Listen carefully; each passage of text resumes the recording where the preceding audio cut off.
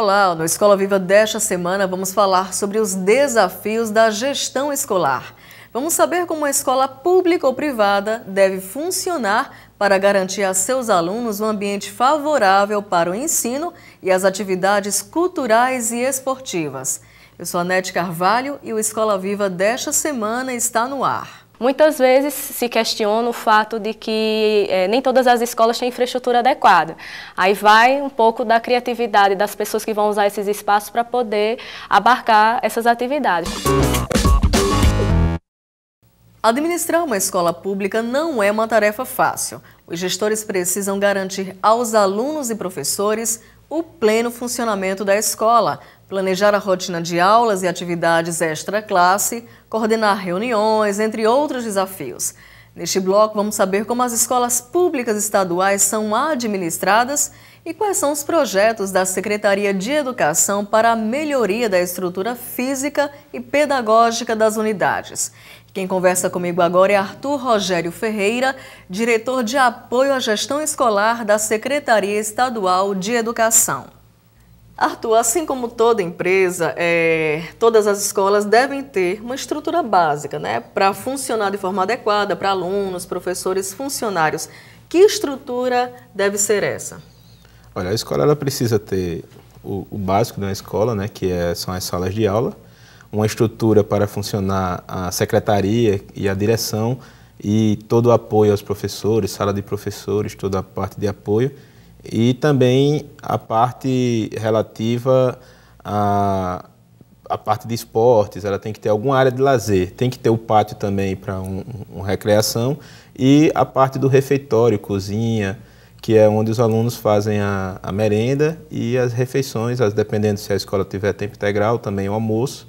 Então, aí nesse caso precisa ter um refeitório maior e às vezes até uma cozinha maior, além dos banheiros, as coisas, isso em termos de infraestrutura. É importante que sejam favorecidas todas as condições de ventilação, iluminação natural, aspectos ergonômicos também, porque imaginando que são crianças ou até adolescentes, né, de diversas faixas etárias que vão permanecer ali, é importante que o mobiliário seja adequado ao uso dessas pessoas, né, ao tamanho delas. Então, os espaços onde crianças vão ficar, é interessante que a bancada tenha altura adequada, né, que as cadeiras também tenham altura adequada para que elas possam participar dessas atividades de um modo pleno. O que é que deve mudar mais radicalmente numa escola de educação integral?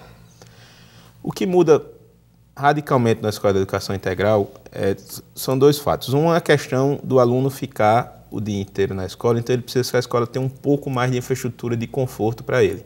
Então ele precisa ter um refeitório que tenha mais espaço, em que eles vão precisar sentar para almoçar. É diferente hoje de uma merenda que às vezes o aluno come a merenda até mesmo em pé, certo? Mas assim, numa escola de tempo integral ele precisa sentar para comer, então precisa de espaço no refeitório para ele poder sentar e se alimentar. E às vezes esse espaço precisa ser grande, dependendo do porte da escola.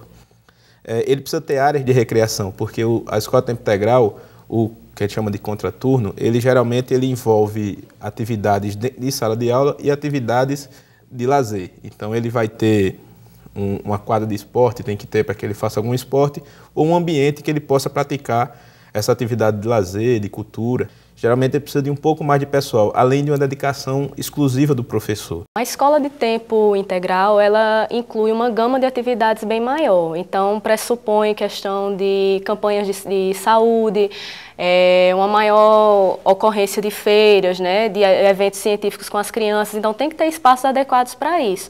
Muitas vezes se questiona o fato de que nem todas as escolas têm infraestrutura adequada. Aí vai um pouco da criatividade das pessoas que vão usar esses espaços para poder abarcar essas atividades, né? Então, uma quadra de esportes, por exemplo, ela pode ser adaptada para a ocorrência de alguma feira, de algum evento, e ao mesmo tempo servir para um jogo de vôlei, né, para um jogo de futebol. As atividades físicas voltadas para a escola de tempo integral têm um caráter mais pedagógico, educativo, né?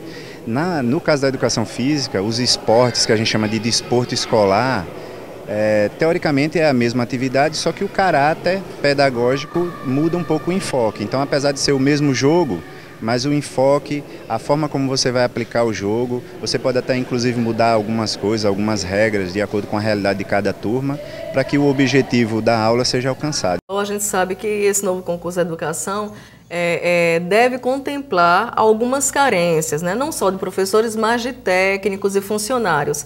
Esse novo concurso, Arthur, de fato vai atender a essa demanda não só das escolas normais, mas das escolas também em tempo integral que devem acontecer aqui em Alagoas? Esse novo projeto das escolas tempo integral, ele precisa, como eu estava dizendo antes, que o professor tenha uma dedicação exclusiva.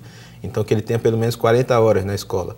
Então, esse concurso ele é para professores de 20 horas. Então, provavelmente, após o concurso, depois que fizer toda a distribuição, as escolas que forem de tempo integral, a Secretaria deverá promover uma seleção para que os professores mudem para 40 horas, para que eles possam trabalhar nas escolas de tempo integral. Então, com isso, consegue suprir toda a carência de profissionais necessárias para a área pedagógica, né? Para a área de professores. A Secretaria também vai ter que fazer um outro concurso para a área de apoio administrativo.